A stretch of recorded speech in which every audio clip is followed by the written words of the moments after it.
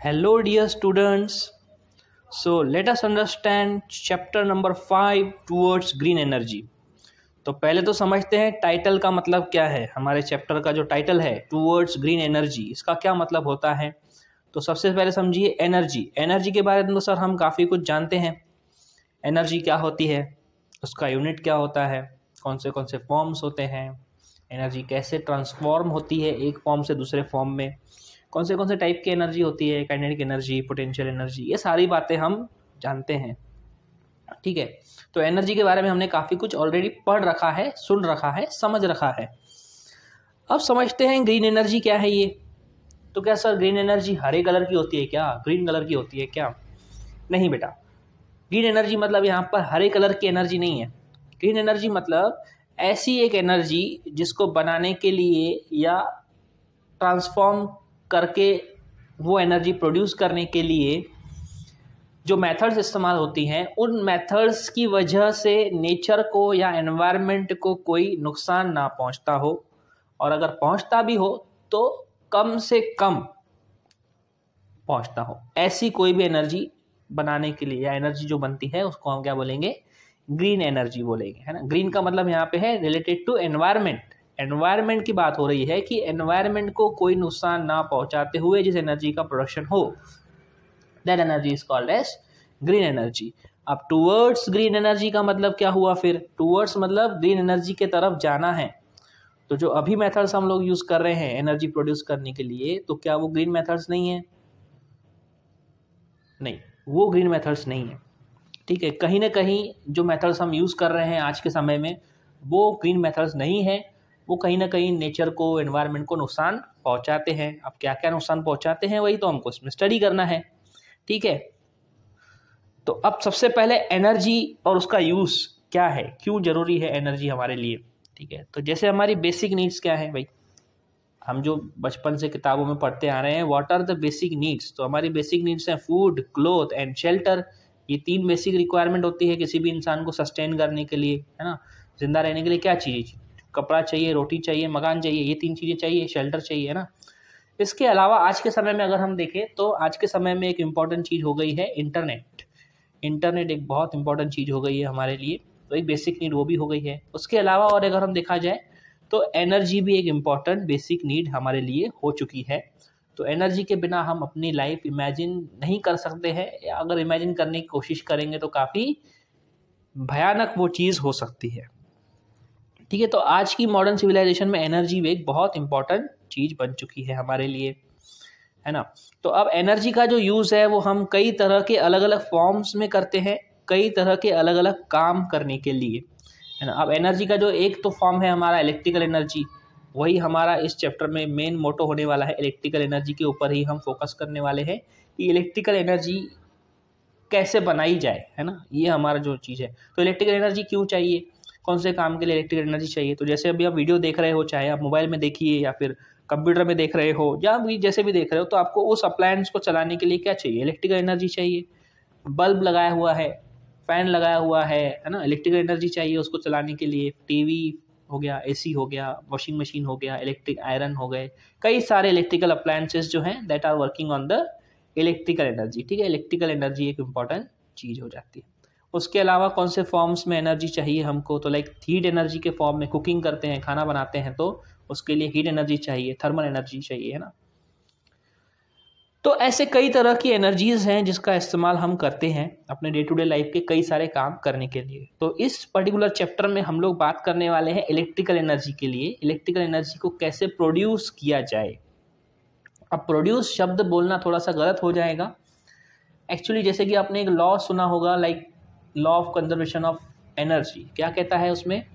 Energy can neither be created nor be destroyed but it can be converted from one form to another. मतलब energy को ना आप बना सकते हैं, ना ही आप डिस्ट्रॉय कर सकते हैं। आप बस क्या कर सकते हैं, उस एक एनर्जी को दूसरे फॉर्म में कन्वर्ट कर सकते हैं। ठीक है, तो अब कौन से फॉर्म्स होते हैं एनर्जी के, ये भी हमने काफ़ी कुछ पढ़ रखा है ऑलरेडी, है ना। जैसे कि कौन सी एनर्जी होती है भाई, मैकेनिकल एनर्जी होती है, मतलब जो भी मशीन्स जिस एनर्जी के बेस पे काम कर रही हैं, मतलब जब मशीन मूव करती है, कोई काम अगर हम कर रहे हैं मशीन की मदद से, तो उसमें जो एनर्जी इन्वॉल्व होती है that is mechanical energy. Then electrical energy के बारे में पता है, लाइट एनर्जी, आप जानते हैं लाइट भी एक तरह की एनर्जी होती है। थर्मल एनर्जी, थर्मल का मतलब होता है हीट, हीट भी एक तरह की एनर्जी होती है। देन साउंड एनर्जी होती है, ठीक है। ऐसे ये तो बेसिक 5 बताए गए हैं। इसके अलावा कई सारे और भी फॉर्म्स होते हैं एनर्जी के, जैसे कि केमिकल एनर्जी हो गया, न्यूक्लियर एनर्जी हो गया, काइनेटिक एनर्जी, पोटेंशियल एनर्जी, कई सारे अलग अलग एनर्जी होती हैं। अब इन फॉर्म्स को हम क्या कर सकते हैं, एक फॉर्म से दूसरे फॉर्म में कन्वर्ट कर सकते हैं। So the ultimate motto of this chapter is going to be how we will convert these different forms of energies into electrical energy। इन अलग अलग एनर्जीज को हम इलेक्ट्रिकल एनर्जी में कैसे कन्वर्ट कर सकते हैं, क्योंकि बेसिक नीड है हमारी इलेक्ट्रिकल एनर्जी। तो मोटो क्या हो गया हमारा भाई, इलेक्ट्रिकल एनर्जी बनानी है। अब कैसे बनाएंगे, तो उसके लिए देखिए आगे, electrical energy, how will you generate electrical energy, electrical energy बनाएंगे कैसे। तो ये आपने कहीं ना कहीं थोड़ा सा पढ़ा हुआ है in chapter number 4 of science 1 ना। साइंस 1 के चैप्टर नंबर 4 का नाम क्या था, इफेक्ट्स ऑफ इलेक्ट्रिक करंट। उसमें हमने एक इलेक्ट्रिक जनरेटर करके एक कॉन्सेप्ट पढ़ा है। उस कॉन्सेप्ट में हमने क्लियरली पढ़ा है कि कैसे इलेक्ट्रिकल एनर्जी बनाई जाती है, ठीक है। तो उसका बेसिक प्रिंसिपल क्या है, तो जितने भी आपके इलेक्ट्रिक पावर प्लांट्स हैं सारे के सारे एक ही प्रिंसिपल पे काम करते हैं, दैट इज इलेक्ट्रोमैग्नेटिक इंडक्शन, ठीक है। कौन सा प्रिंसिपल है, इलेक्ट्रोमैग्नेटिक इंडक्शन। तो इसके बारे में हमने पढ़ा है। इलेक्ट्रोमैग्नेटिक इंडक्शन में क्या होता है बेटा, तो इलेक्ट्रोमैग्नेटिक इंडक्शन में आपका प्रिंसिपल सबसे पहले तो देखिए किसने बताया था, इलेक्ट्रो ऑब्जर्व। देखिए क्या लिखा है हमने, observed and introduced by Michael Faraday. Michael Faraday ने सबसे पहले ऑब्जर्व किया, ये साइंटिस्ट का नाम है, और इन्होंने 1931 में ये सबके सामने बताया लोगों को कि इलेक्ट्रिसिटी कैसे प्रोड्यूस की जा सकती है। 1831, ठीक है। एमसीक्यू में कभी कभी पूछते हैं कौन से साइंटिस्ट ने डिस्कवर किया था या ऑब्जर्व किया था इलेक्ट्रोमैग्नेटिक इंडक्शन, कौन से ईयर में किया था। तो ये आप अंडरलाइन कर लीजिए, याद कर लीजिए, आपके काम आएगा, 1 मार्क आपको दे सकता है। देन उसके बाद अभी इलेक्ट्रोमैग्नेटिक इंडक्शन एग्जैक्टली है क्या, इसमें क्या कहा जाता है, तो ये स्टेटमेंट भी कभी कभी पूछ सकते हैं। तो इसमें क्या बोला है, whenever magnetic field around the conductor changes. Conductor मतलब आपका बस कंडक्टर नहीं है, कंडक्टर मतलब यहाँ पर कोई भी कंडक्टिंग मटेरियल, जैसे कि कॉपर, आयरन या कोई भी मटेरियल, उससे आप एक कॉइल बनाते हैं। देखिए ये एक कॉइल बनी हुई है यहाँ पर, तो ये एक कंडक्टिंग मटेरियल है, ये एक कंडक्टर है। तो इसके आसपास आप एक मैग्नेट को प्लेस करेंगे, और हर एक मैग्नेट की क्या होती है, एक मैग्नेटिक फील्ड होती है। अब ये मैग्नेटिक फील्ड क्या है, the invisible lines around a magnet are called as magnetic field. इसको क्या कहते हैं आप, मैग्नेटिक फील्ड कहते हैं। तो मान लीजिए कि इस मैग्नेट का जो नॉर्थ पोल है ये ऊपर के साइड है, और साउथ पोल जो है वो नीचे के साइड है, ठीक है। ऐसे हम लोग इसको अभी कंसिडर करते हैं। So magnetic field has some direction. Magnetic field की क्या होती है, कुछ ना कुछ डायरेक्शन होती है। क्या होती है भाई वो, तो north to south. Magnetic field की जो डायरेक्शन होती है वो हमेशा किधर होती है, नॉर्थ से साउथ की तरफ मैग्नेटिक लाइंस जो हैं वो ट्रैवल करती हैं, ठीक है। ये कोई भी मैग्नेट ले लीजिए, आपका मैग्नेटिक फील्ड की डायरेक्शन फिक्स होती है। देन अब मैग्नेटिक फील्ड चेंज करना है, फ्लक्चुएट करना है या अल्टर करना है, तो उसको क्या, इसका मतलब क्या हुआ, इसका मतलब ये हुआ कि अगर आप क्या करिए, इस मैग्नेट को रोटेट करिए इस रॉड की मदद से। ये रॉड लगा हुआ है, इसको अगर आप रोटेट करेंगे तो क्या हो जाएगा, ऊपर नॉर्थ पोल था, नीचे साउथ पोल था, तो अब ये पलट जाएगा ना, नीचे नॉर्थ आ जाएगा और ऊपर साउथ हो जाएगा। तो अगर नॉर्थ और साउथ पोल चेंज हो गया तो मैग्नेटिक फील्ड की डायरेक्शन में क्या हो गई, चेंज हो गई। हालांकि प्रैक्टिकली तो नॉर्थ टू साउथ ही रहेगी, लेकिन क्योंकि साउथ पोल्स जो है हमारे, नॉर्थ और साउथ पोल, वो पलट गए, तो मैग्नेटिक फील्ड भी क्या हो गई, पलट गई। तो क्या होगा, जब भी आप इसको रोटेट करोगे तो क्या होती रहेगी, कंटिन्यूसली मैग्नेटिक फील्ड चेंज होती रहेगी। तो इस कंडक्टर के आसपास जो मैग्नेटिक फील्ड है उसको अगर आप कंटिन्यूसली चेंज करेंगे तो a potential difference is generated. तो उस कंडक्टर में क्या जनरेट हो जाएगा भाई, उसके अंदर जनरेट हो जाएगा पोटेंशियल डिफरेंस। अब पोटेंशियल डिफरेंस क्या है, ये potential difference is basically a push provided by the battery और a source to allow the electric current to flow, है ना। करंट को फ्लो होने के लिए क्या चाहिए, पोटेंशियल डिफरेंस चाहिए, वो बैटरी प्रोवाइड करता है या कोई एक सोर्स जो हम लोग यूज़ करते हैं। तो यहाँ पर इस सर्किट में हमने कोई बैटरी या सोर्स तो नहीं लगाया हुआ है, हमने एक वोल्ट मीटर लगाया हुआ है, क्योंकि हमको उस बैटरी या सोर्स की मदद से पोटेंशियल डिफरेंस जनरेट नहीं करना है। हमको क्या करना है, इस मैग्नेट को घुमाएंगे, उसकी वजह से पोटेंशियल डिफरेंस जनरेट होगा, और उस पोटेंशियल डिफरेंस जनरेट हुआ है, वो पोटेंशियल डिफरेंस वाकई में जनरेट हुआ है, उसको डिटेक्ट करने के लिए हमने यहाँ क्या लगाया हुआ है, वोल्ट मीटर। वोल्ट मीटर एक डिवाइस होता है जो पोटेंशियल डिफरेंस मेजर करता है। तो जैसे ही इसमें पोटेंशियल डिफरेंस जनरेट होगा तो आपको वोल्ट मीटर पे जो पॉइंटर है वो इंडिकेट करेगा कि हमारे सर्किट में कुछ ना कुछ पोटेंशियल डिफरेंस या इलेक्ट्रिक करंट प्रोड्यूस हुआ है. So this is the whole basic mechanism or principle in which how you understand that how will the electricity will be produced, कैसे इलेक्ट्रिसिटी प्रोड्यूस होगी. तो इसको कहते हैं इलेक्ट्रोमैग्नेटिक इंडक्शन. देन नेक्स्ट देखिए, अब इलेक्ट्रोमैग्नेटिक इंडक्शन में आपको नेक्स्ट समझना है कि यहाँ पर ये जो रॉड है, इस रॉड को घुमाने के लिए यहाँ पर एक ना कुछ तो भी डिवाइस लगाएंगे हम लोग, जिसको कहते हैं टरबाइन. देखिए यहाँ पर ये टरबाइन दिया गया है. तो मान लीजिए कि जो रॉड थी वो यहाँ से कनेक्टेड थी, तो ये रॉड को घुमाने के लिए आगे टरबाइन लगाया हुआ है. टरबाइन क्या होता है, बेसिकली एक चक्रा होता है या फिर एक व्हील टाइप स्ट्रक्चर होता है, जिसको घुमाएंगे तो आप क्या होगा, रॉड घूमेगी तो मैग्नेट घूमेगा और अल्टीमेटली इलेक्ट्रिसिटी प्रोड्यूस होती है. अब टरबाइन भी कई तरह के होते हैं. स्टीम टरबाइन होता है, वाटर टरबाइन होता है, गैस टरबाइन होता है, विंड टरबाइन होता है. अब इनमें फिर डिफरेंस क्या है, सबका मकसद तो वही है कि भाई रॉड को घुमाना है. तो इनके स्ट्रक्चरल अरेंजमेंट में डिफरेंसेस होते हैं. जैसे यहाँ ब्लेड्स देख सकते हो आप, तो ये जो ब्लेड है ये स्टीम टरबाइन में थोड़ा अलग रहेगा, विंड टरबाइन में अलग रहेंगे, अपना वाटर टरबाइन में थोड़ा सा अलग रहेगा, है ना, डिफरेंस रहेगा यहाँ पे स्ट्रक्चर के अंदर.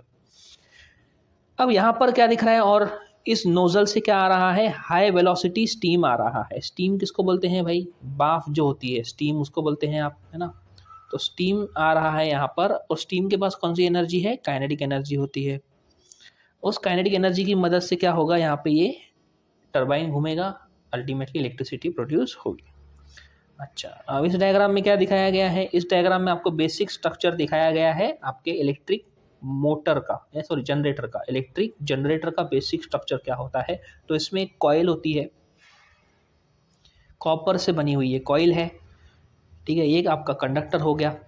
उसके बाद यहाँ बीच में क्या दिया हुआ है, बीच में आपको दिया हुआ है एक मैग्नेट, ठीक है. एक सेकेंड, ये हो गया आपका, यहाँ पर देखो ये साउथ पोल है मैग्नेट का और ये नॉर्थ पोल है, ठीक है. और यहाँ पर आपका दिया हुआ है एक होल. इस होल में क्या है भाई, इस होल में आपने एक रॉड कनेक्ट किया हुआ है. तो ये जो रॉड था इधर, ये मैग्नेट था ना यहाँ पर, तो इस मैग्नेट के अंदर जो रॉड लगा हुआ है वो कहाँ लगा हुआ है, इसके अंदर लगा हुआ है, इस होल के अंदर. तो आप इमेजिन करिए कि आपके मोबाइल के या फिर कंप्यूटर स्क्रीन से क्या आ रही है, एक रॉड बाहर आ रही है जो कि इस होल में कनेक्टेड है. अब आपका अल्टीमेट गोल ये है इस चैप्टर में कि इस रॉड को घुमाना है, और रॉड को घुमाने के लिए जो टरबाइन लगा है उस टरबाइन को घुमाना है, ठीक है. टरबाइन घूमेगा तो भाई रॉड घूमेगी, रॉड घूमेगा तो मैग्नेट घूमेगा, और मैग्नेट घूमेगा तो यहाँ से ऐसे इलेक्ट्रिसिटी प्रोड्यूस हो जाएगी. फिर आप उस इलेक्ट्रिसिटी को या तो डायरेक्ट यूज़ करिए या फिर बैटरी में स्टोर कर लीजिए, जैसे आपका कन्वीनियंस है वैसे. अब यहाँ पर आपको देखना है कि रॉड को घुमाने के लिए कौन से रिसोर्सेज का इस्तेमाल किया जाएगा. तो उसके लिए बेसिक मॉडल स्टडी करेंगे हम. बेसिक मॉडल क्या है, इलेक्ट्रिसिटी जनरेशन का बेसिक मॉडल क्या होता है. तो उसके लिए आपको सबसे पहले तो चाहिए एक प्रॉपर एनर्जी सोर्स. टरबाइन घुमाने के लिए आपको एक प्रॉपर एनर्जी सोर्स चाहिए. तो कई सारी अलग अलग एनर्जीज हैं जिसका आप इस्तेमाल कर सकते हो to rotate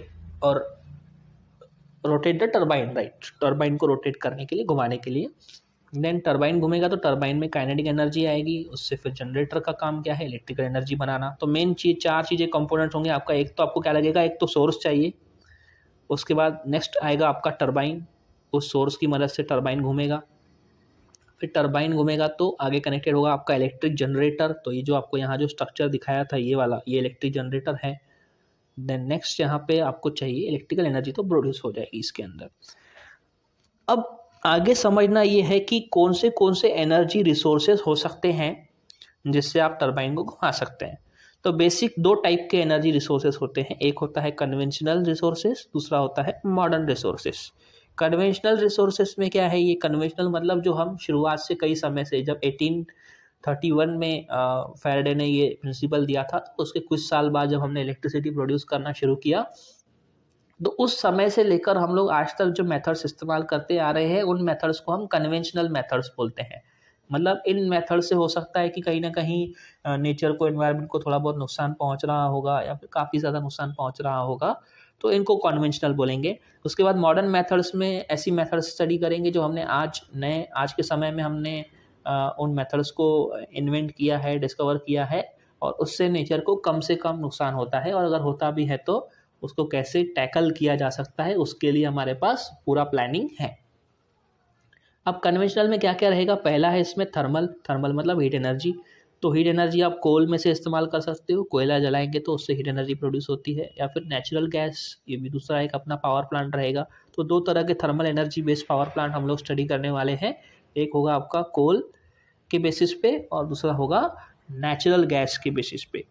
then nuclear energy based power plant. अब न्यूक्लियर एनर्जी क्या है ये, तो न्यूक्लियर एनर्जी जैसे कि आपको पता होगा कि कई सारे हेवी आइसोटोप्स होते हैं, जैसे कि यूरेनियम, प्लूटोनियम वगैरह। तो उन आइसोटोप्स के न्यूक्लियाई के अंदर बहुत सारी एनर्जी होती है, क्योंकि उसमें बहुत सारे न्यूट्रॉन और प्रोटॉन जो हैं वो भरे होते हैं। तो उसमें बहुत सारी हाई एनर्जी जनरेट हो जाती है। That energy is called as nuclear energy, कि वो न्यूक्लियस के अंदर है। तो उन हाईली रेडियो एक्टिव आइसोटोप्स का इस्तेमाल करके हम एनर्जी प्रोड्यूस करते हैं, दैट इज न्यूक्लियर एनर्जी। फिर उससे हम उसको इलेक्ट्रिकल एनर्जी में कन्वर्ट करते हैं। तो ये हो गया आपका nuclear energy based power plant. तो ये कुछ कुछ वैसा ही होगा जैसे कि एटम बम में होता है, न्यूक्लियर फिजन प्रोसेस। तो एटम बम में क्या होता है, और हम लोग जब इलेक्ट्रिसिटी प्रोड्यूस कर रहे हैं उसके जो मॉडल रहेगा उसमें और एटम बम में क्या डिफरेंसेस हैं और क्या सिमिलरिटीज़ है, वो एक इंटरेस्टिंग चीज़ होगी यहाँ पर स्टडी करने के लिए। ठीक है, तो वो भी हम क्लैरिफाई करेंगे। Then next will be hydro electric. Hydro electric मतलब वाटर, हाइड्रो मतलब वाटर की मदद से हम लोग क्या कर रहे हैं, इलेक्ट्रिसिटी बना रहे हैं। तो वाटर के पास कौन सी एनर्जी होती है, तो अगर हम वाटर को एक पर्टिकुलर हाइट पे स्टोर करके रखें, एक टैंक में या डैम में अगर हम स्टोर करें, तो उसमें कौन सी एनर्जी स्टोर हो जाती है, स्टोर्ड फॉर्म ऑफ एनर्जी किसको कहते हैं, हाँ, पोटेंशियल एनर्जी। पोटेंशियल एनर्जी को हम क्या कहते हैं, स्टोर्ड फॉर्म ऑफ एनर्जी। तो वाटर में पोटेंशियल एनर्जी रहेगी, उसको छोड़ेंगे तो वहाँ से काइनेटिक एनर्जी आएगी, काइनेटिक एनर्जी से फिर टरबाइन घूमेगा, टरबाइन से फिर जनरेटर में इलेक्ट्रिसिटी प्रोड्यूस हो जाएगी। तो हाइड्रो इलेक्ट्रिक पावर प्लांट। अब आप सोचेंगे कि सर इसमें तो कहीं ना कहीं भी नेचर को कोई नुकसान है नहीं, कोई पॉल्यूशन तो कॉज नहीं कर रहे हैं।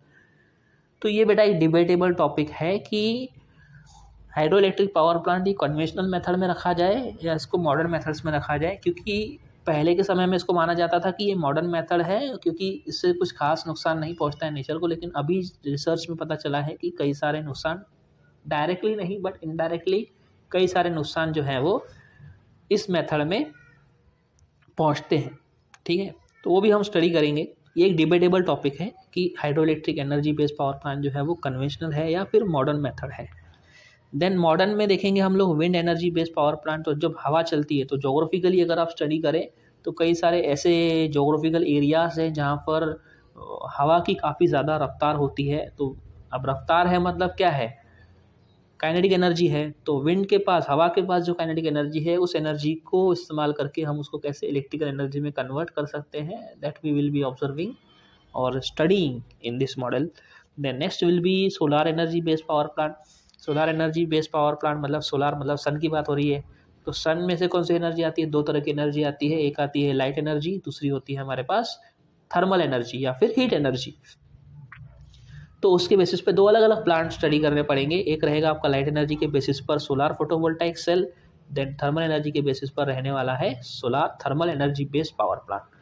तो अब नेक्स्ट हमको क्या स्टडी करना है कि कन्वेंशनल मेथड में कौन से हैं वो एक एक करके हम डिटेल में स्टडी करेंगे। देन फिर उसके बाद मॉडर्न मेथड्स में कौन से मेथड्स हैं उनको, हर एक मेथड को हम लोग डिटेल में स्टडी करेंगे इन द नेक्स्ट वीडियो।